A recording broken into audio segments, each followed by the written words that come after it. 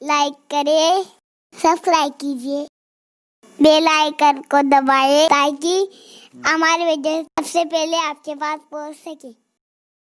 تمہیں پتا ہے یہ موبائل طلاق کروا رہا ہے، یہ موبائل غلط فہمیاں پیدا کروا رہا ہے۔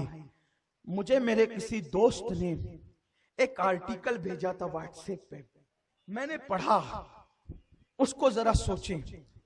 میری گزارش ہے، پہلے تو اگر آپ اپنی بیوی سے پیار کرتے ہیں، محبت کرتے ہیں، تو آپ اس کو 10,000 کا موبائل تحفے میں نہ دیں، 50,000 کا کوئی سونے کا زیور تحفے میں دیں۔ موبائل چھین لو اپنے گھر کی عورتوں سے، اپنی بیٹیوں سے، اپنی بہنوں سے۔ اگر تمہیں پسند ہے میرا مشورہ تو کچھ اور دو انہیں قیمتی چیز۔ خدا کے لیے یہ گھروں میں آگ لگا رہا ہے۔ ایک آرٹیکل مجھے میرے دوست نے بھیجا، میں نے اس کو پڑھا، مجھے بہت تکلیف ہوئی۔ پھر میں نے اپنے دوستوں کو، ساتھیوں کو بھیجا، حافظ مقصود صاحب کو ہی بھیجا، مولانا غفران کو بھیجا، جمیل بھائی کو، احباب کو، کہ اس کو پڑھو، ذرا دیکھو اور ذرا لوگوں میں بیداری پیدا کرو۔ کیا وہ آپ کو بتاتا ہوں، وہ حدیث میں پوری پڑھوں گا میدان محشر کی۔ ایک موبائل نے کیا تباہی مچائی، ذرا سوچو۔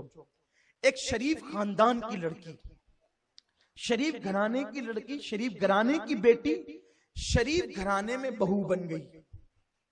شریف گھرانے میں بہو بنی، نئی نئی دلہن بن کے آئی تھی۔ میاں بیوی بہت خوشگوار زندگی گزار رہے تھے، لیکن تھوڑا سا ساس سے انبن رہتی ہی تھی۔ اب ہر گھر میں ساس بہو کے جھگڑے تو ہوتے ہی رہتے ہیں، کوئی ایک خاص بات ہے بھی نہیں۔ اللہ کرے ساس بہو کا جھگڑا ختم ہو جائے۔ اگر بیٹیاں، بہویں اپنی ساس کو ماں ماننے لگے اور ساس اپنی بہو کو بیٹی ماننے لگے، اسی دن ساس بہو کا جھگڑا ختم ہو جائے گا۔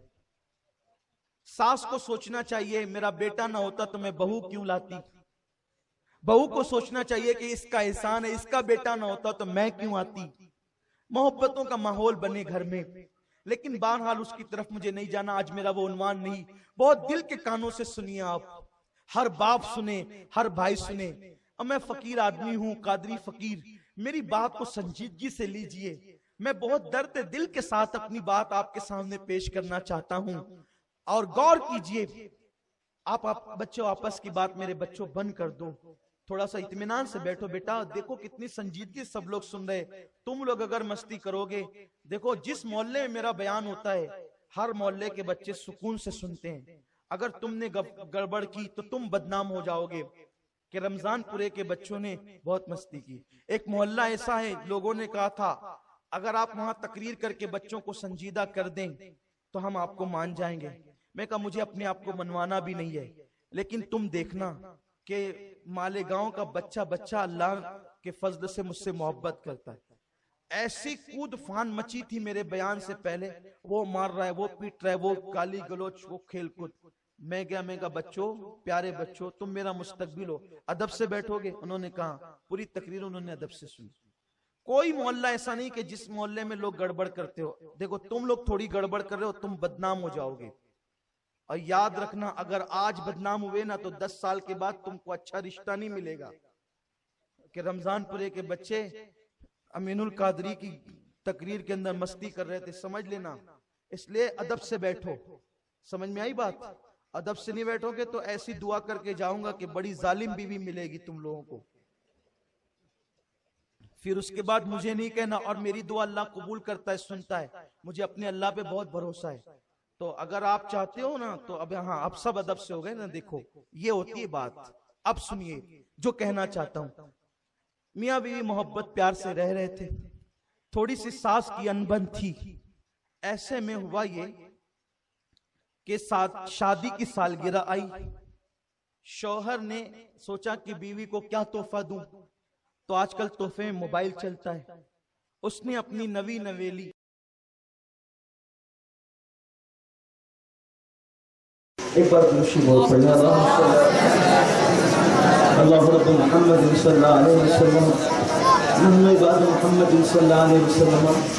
شادی کی پہلی سالگرہ کے موقع پر जो है वो बीवी को मोबाइल दिया, क्योंकि आजकल मोबाइल का गिफ्ट एक आम है, दिया मोबाइल ला करके। अब थी वो शरीफ खानदान की लड़की और शौहर का घराना भी शरीफ था। उसमें ऐसा हुआ कि किसी मंचले ने एक मर्तबा फोन कर दिया, क्योंकि आजकल जो आवारा किस्म के लड़के हैं, मेरी कौम की बेटियां और माएं और बहनें गौर से सुने, आप सब भी, जो आवारा किस्म के लड़के हैं वो बैठे बैठे यूं ही अंदाजे से अंधेरे में तीर मारते रहते हैं, और जब कोई घर में लेडीज फोन उठाए तो फिर बातचीत का सिलसिला शुरू हो जाता है। उनको पता चल जाता है कि यहाँ फोन लेडीज उठाती है या ये नंबर किसी लेडीज का है। अब क्या हुआ, फोन आया तो उस लड़की ने रिसीव किया, इधर से औरत की आवाज थी, उधर से मर्द की। इसने बच्ची ने कह दिया सॉरी रॉन्ग नंबर, ये नंबर गलत है, और ये कहकर उसने फोन रख दिया। सामने वाले लड़के को पता चला कि ये नंबर किसी लड़की का है या ये लड़की ही फोन उठाती है, तो उसने कॉल करना शुरू किए। इसने रिसीव तो नहीं किया वो नंबर, लेकिन अब उसके मैसेजेस आने लगे, मेरी जान फोन उठाओ, मुझसे बात तो करो, कोई नाराजगी है। ये मैं कोई गलत बात नहीं कहने बैठा, जो उसका पस मंजर है वो पेश करना चाहता हूँ। इस तरह के बाजारी अल्फाज उसमें मैसेज में आने लगे। इसने किसी मैसेज का जवाब भी नहीं दिया, कोई मैसेज का इसने जवाब ना दिया, ना उसके बाद कभी फोन पर कोई गुफ्तगू हुई। अब बात ये हुई कि एक दिन सास बहू का झगड़ा था, इसका फोन आया बहू का, तो उस दिन सास ने रिसीव किया, उसने कहा हेलो, तो उधर से उसने देती हो क्यों टेंशन देती हो। इसने सारी गुफ्तगू जो है वो सुनी, और सुनने के बाद जो है वो गुफ्तगू जो है वो सुनी, और सुनने के बाद जो है वो आने के बाद अपने बेटे से कहा, देखा तेरी बीवी से जो आज तक मेरी न जमती थी, वजह ये थी कि मेरा दिल अंदर से नहीं कहता था कि मैं इससे बात करूं, क्योंकि ये बदचलन है, ये बदकार औरत है। तुझे मालूम है एक तेरे होने के बावजूद इसने दूसरा पाल रखा है। अगर यकीन नहीं आता तो देख इसका मोबाइल, ये फोन आया था, मैंने खुद बात की है। शौहर ने जो है वो देखा तो कई मिस कॉल थे, मिस कॉल, और उसके बाद जब मैसेजेस का इनबॉक्स उठा करके देखा, ओ मैसेजेस के अंबार लगे हुए, और उस पर जो है वो अजीब अजीब शेर, अजीब अजीब किस्म के डायलॉग। शौहर ने आओ देखा ना ताओ देखा, बगैर तहकीक के, कम से कम गुस्से में। देखो जब इंसान को गुस्सा आता है तो शैतान उससे ऐसे खेलता है जिस तरीके से जो है वो तुम खिलौनों से खेलते हो, तो ऐसे ही गुस्सा आया। तो ये भी नहीं देखा कि उधर से मैसेजेस आए हैं, इधर से कोई जवाब नहीं, उधर से कॉल आए हैं, इधर से कोई कॉल नहीं। लेकिन जब बात आई तो गुस्से में था, माँ ने मजीद तेज दिलाया, उसने फौरन उसकी बहन को, उसकी माँ को, उसके भाइयों को बुलाया, कहा ये देखो तुम्हारी बहन का हाल क्या है, इस बदबख्त ने मेरी इज्जत को दाव पे लगा दिया, देखा कोई और पाल रखा है, ये उसका नंबर, ये उसके मैसेजेस।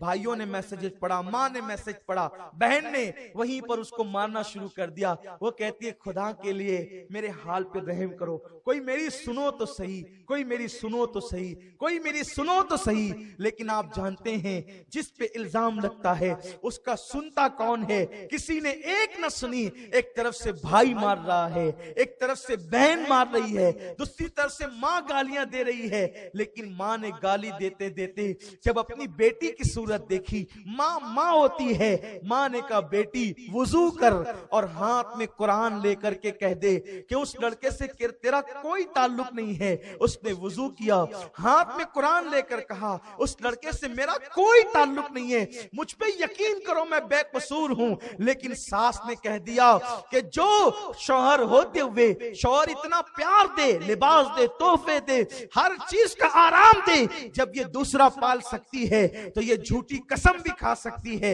यहां रुक कर एक बात कहना चाहता हूं, जब भी किसी पे इल्जाम लगे, इल्जाम लगाने वालों और फैसला करने वालों, ये یہ سوچا کرو کہ تم بھی تو معصوم نہیں ہو, اور سوچو کئی لوگوں پہ الزام لگا تو پہلے تحقیق بھی تو کرو, حالات بھی تو دیکھو, سنجیدگی سے ماحول بھی تو دیکھو. نہیں, لیکن اس ظالم دنیا میں کون کس کا ہے؟ جب ہم کسی کو گناہ میں دیکھتے ہیں تو ہم اپنے آپ کو معصوم سمجھنے لگتے ہیں, لیکن آپ بھی تو گنہگار ہو.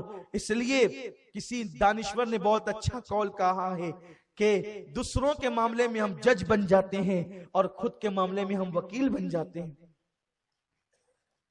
فیصلے سناتے ہو, اگر کسی کے بارے میں کچھ پتا چلے تو تحقیق کیا کرو. قرآن کہتا ہے جب تمہارے پاس فاسق خبر لائے تحقیق کرو. بہرحال بھائی مار رہا ہے, بہنیں مار رہی ہے, ایسے میں جو ہے وہ سب مار پیٹ رہے تھے. بھائی تیش میں آیا اور تیش میں آنے کے بعد اس نے پستول نکالی اور بہن پہ چلا دی. وہ تو مر گئی.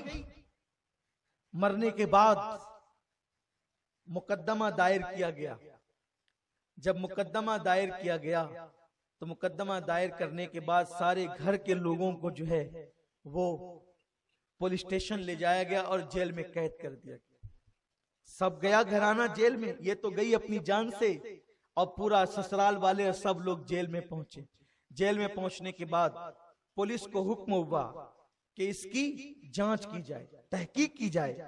جب تحقیق کی گئی اور فون آفس سے جب پورا ریکارڈ نکالا گیا تو ریکارڈ کے اندر یہ بات سامنے آئی کہ سامنے سے سارے کال اور میسیجز آ رہے تھے, ادھر سے کوئی رسپانس ہی نہیں تھا.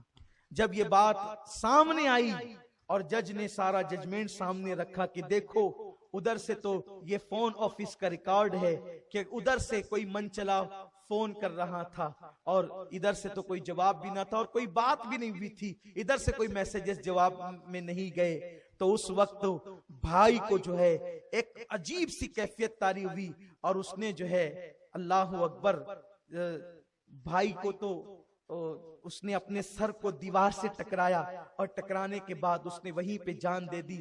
صرف 13 یا 15 دن کی قلیل مدت کے اندر صرف ایک مس کال نے یا ایک رانگ نمبر نے پورے گھر کی خوشیوں کو تباہ اور برباد کر دیا.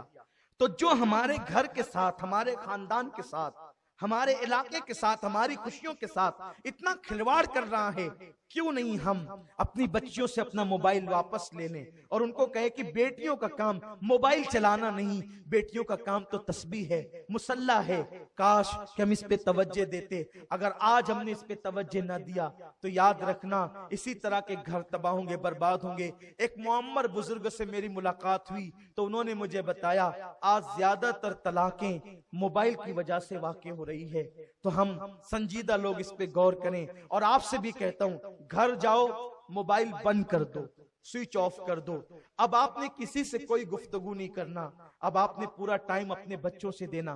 یا نہیں سوئچ آف کرتے ہو, موبائل کھلا رکھتے ہو, تو کم سے کم بیوی کے ساتھ اس کا وقت تو دو, اس کا جو حق ہے وہ تو دو. ایک صحابی کی بیوی نے عرض کیا یا رسول اللہ, میرا شوہر اتنا نیک ہے کہ وہ پوری رات عبادت پہ گزارتا ہے.